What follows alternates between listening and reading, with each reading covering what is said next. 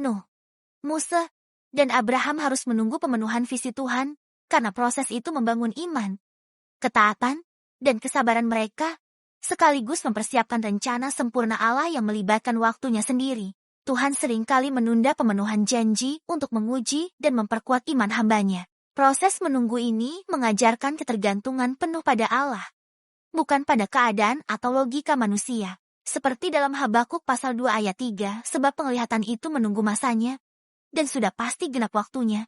Dan sesudah itu tidak akan sia-sia. Walaupun terlambat, tunggulah ia, sebab pasti datang.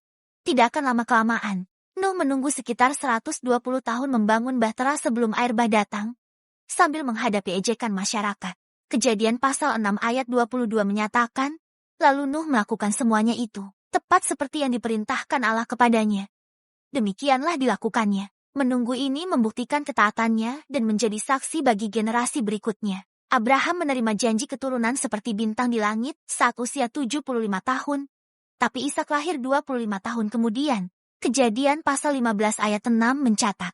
Lalu percayalah Abram kepada Tuhan, maka Tuhan memperhitungkan hal itu kepadanya sebagai kebenaran. Penantian panjang ini menyucikan hatinya dari keraguan. Musa menunggu 40 tahun di padang gurun Midian sebelum Tuhan memanggilnya dari semak belukar terbakar.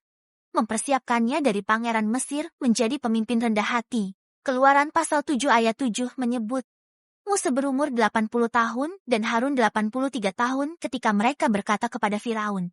Proses ini menghapus keangkuhan masa mudanya. Menunggu visi Tuhan mengajarkan bahwa waktunya sempurna untuk kemuliaannya. Mazmur pasal 27 ayat 14 menasihati, haraplah kepada Tuhan, jadilah kuat dan kokoh hatinya dan haraplah kepada Tuhan.